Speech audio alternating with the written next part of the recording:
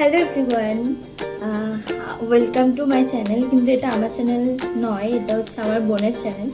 বোন এখন আলু কাটতে ব্যস্ত, তো আমি ভাবলাম যে ব্লগটা আমিই শুরু করি। আচ্ছা, আমারও একটা চ্যানেল আছে, লাইভ বাই অ্যানা, সাবস্ক্রাইব করে নিন।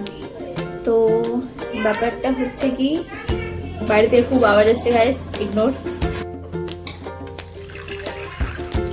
বন্ধও করে দিবি, করে দে বন্ধ। ব্যাপারটা হচ্ছে কি, মা একটা কাজের জন্য বাইরে গেছে আর আমাকে একা থাকতে হচ্ছে। তো মেঘা এসছে আমার কাছে। ঠিক আছে, তুই করতে দাও ধর আমার দিকে। তো মেঘা এসছে আমার কাছে, আমাকে রান্না বান্না করে দেবে বলে এরকম বলে এসেছে। আমার কাছে হোয়াটসঅ্যাপের ভয়েস রেকর্ড আছে যেখানে মেঘা বলেছে রান্না আমি করে দেবো, কিন্তু যেখানে আমাকে করতে হচ্ছে হেল্প। এই দেখুন গায়ে আমি আলু ধুয়ে দিচ্ছি, আলু লঙ্কা। এই তুই তো বললি তো এ করবি না, ডিমের তরকারি করবি না। আমার কিছু বলার নেই, আমাকে এই চাল দেওয়ার কাজ দিয়েছে, এগুলো আমাকে করতে হচ্ছে, সবই আমিই করছি। কিন্তু নামে ও হচ্ছে বলছে যে ওই করছে, কিন্তু করছি আমি। দেখুন গায়ে কে ধুচ্ছে, এটা কে কে ধুচ্ছে, কে? আমি।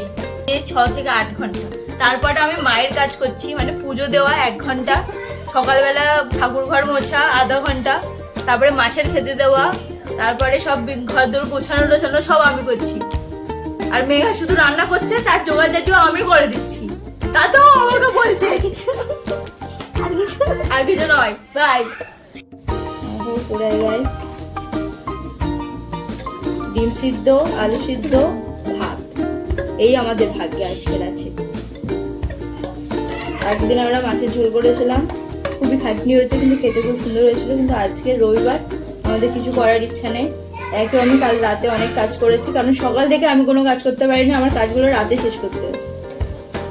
তো আজকে আমার কিছু ইচ্ছা নেই। আর মেঘা ঢং করছে, ও বলছে যে আমি কিছু রান্না করতে পারবো না। তো সুতরাং হচ্ছে লঙ্কাটা হয়তো দিয়ে দেবো নাকি, না দেন। তো সুতরাং ব্যাপারটা হচ্ছে কি, আলু সিদ্ধ, ডিম সিদ্ধ আর ভাত। গাইস কমেন্ট করো যে বাড়িতে মা আসে কেউ না থাকলে রান্না তোমরা কি রান্না ট্রাই করো, মানে একদিনের জন্য না, যখন অনেক দিনের জন্য যাই তখন তোমরা দিনে দিনে কি করো।